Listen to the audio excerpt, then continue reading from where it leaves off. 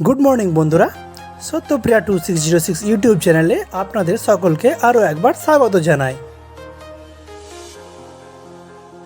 আজকে আমরা বেরিয়ে পড়েছি মায়াপুর নবদ্বীপের উদ্দেশ্যে। আর আজকে আমি একা নয়, সাথে আছে আমার বউ প্রিয়াঙ্কা। আর আমাদের যাত্রা শুরু পানাগড় স্টেশন থেকে ইন্টারসিটি সুপারফাস্ট একদম ব্যান্ডেল অবধি। আমাদের ট্রেন কিন্তু ঠিক সময়ই ঢুকেছে, কিন্তু আমরা বসার সিট পাই, তাই আমাদেরকে একটু বর্ধমান পর্যন্ত দাঁড়িয়ে যেতে হয়েছে। কিন্তু এই সকালের আবহাওয়া আমাদেরকে যেন মুগ্ধ করে দিচ্ছে। চারিদিকটা সবুজে ভর্তি। এই যে আমরা বর্ধমানও পৌঁছে গেছি, আর বর্ধমান আসার পর আমরা বসার সিটও পেয়ে গেছি। বর্ধমান স্টেশনে ট্রেনটি কিছুক্ষণ দাঁড়ানোর পর এই আমাদের ট্রেন ছেড়ে দিয়েছে। যেহেতু আমরা ইন্টারসিটি যাচ্ছিলাম, তাই ট্রেনটি মেন লাইন দিয়ে যায়। আর মেন লাইনের পরে আমার মামার বাড়ি সিমলাগড়। মামার বাড়ির স্মৃতি বলে কথা, সে কি আর ভোলা যায়? তাই সিমলাগড় স্টেশনটাও একটু ভিডিওর মধ্যে নিলাম। আমরা ব্যান্ডেল পৌঁছে গেছি, আর বরবাবু ব্যাগ টানছে। আমরা যাচ্ছি 7 নম্বর প্ল্যাটফর্মে কাটোয়া লোকাল ধরার জন্য। এই যে কাটোয়া লোকালও ঢুকে গেছে। এখানে দৃশ্যটা কিন্তু খুব সুন্দর, পাশে হাইওয়ে আর পাশে ট্রেন ছুটছে, দেখতে কিন্তু বেশ সুন্দর লাগছে। এরকম দৃশ্য কিন্তু বেশ কমই হয়। চারিদিকটা যেন সবুজ আর সবুজ, কি অপরূপ দৃশ্য। আর এদিকে আমরা এই নবদ্বীপ ধামে নেমে গেছি। এবার চলো দেখা যাক টোটো কোথায় কি পাওয়া যায়। টোটো আমরা কি ধরবো? টোটোওয়ালারাই কি আমাদেরকে ধরে বসে আছে। কোথায় যাবেন দাদা, কোথায় যাবেন, চলুন ঘোরাবো, চলুন এই করবো। এখানে কিন্তু প্রচুর টোটো।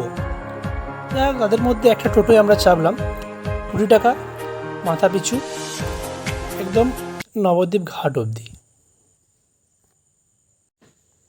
আমরা চলে এসেছি নবদ্বীপ ঘাট। আর নবদ্বীপের ঘাটে সবথেকে বড় মিষ্টির দোকান হচ্ছে মিষ্টান্ন ভবন। নবদ্বীপ এসেছি আর নবদ্বীপে দই খাবো না, তা কী করে হয়? তাই আমি আর প্রিয়াঙ্কা একটা একটা করে দই নিয়ে নিলাম। অসাধারণ অপূর্ব খেতে দইটা, নবদ্বীপের অরিজিনাল দই একদম। এই আমরা টিকিট কেটে নিলাম মায়াপুর ফেরিঘাটের উদ্দেশ্যে। আর এই লঞ্চের মাথা পিছু ভাড়া পড়েছে 10 টাকা। ওই যে দূরে লঞ্চটি আসছে, ওই লঞ্চটি খালি হওয়ার পর আমরা আবার ওই পারে যাব। আমরা ওয়েট করছি ওই লঞ্চটির জন্য। আর এইদিকে এই পার থেকেই দেখা যাচ্ছে মায়াপুরের ইস্কন মন্দির। এই পার থেকে মন্দিরটা দেখে আমি কিন্তু খুব এক্সাইটেড হয়ে পড়েছিলাম।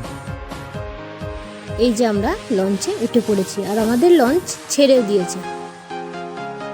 এই যে এই জায়গাটা দেখো, এটা হলো মা গঙ্গা আর জলঙ্গি নদীর মিলন।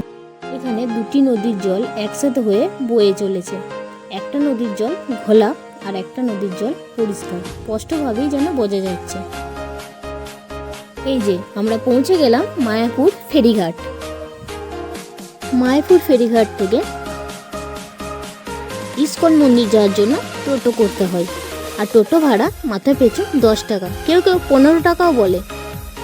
ওইটা একটু নিজেকে বার্গেনিং করে নিতে হবে।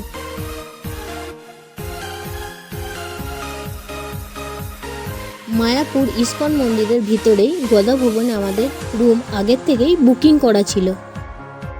গদা ভবনের সামনেটি বেশ সাজানো গোছানো এবং পরিষ্কার পরিচ্ছন্ন। এইদিকে রুমে যাওয়ার আগে আমরা দুপুরের মহাপ্রসাদের টোকেনটিও কেটে নিয়েছি। টোকেনের মূল্য 80 টাকা মাথা পিছু। এই দেখো, রুমটা কিন্তু খুব সুন্দর, ডাবল বেডের রুম, খুব পরিষ্কার পরিচ্ছন্ন, খুব সুন্দর রুম। আমরা রুমে চলে এলাম, এবার ফ্রেশ হব। ওয়াশরুমও খুব সুন্দর। চলো ফ্রেশ হয়ে নিই। ফ্রেশ হয়ে নিচে আবার প্রসাদ খেতে যেতে হবে।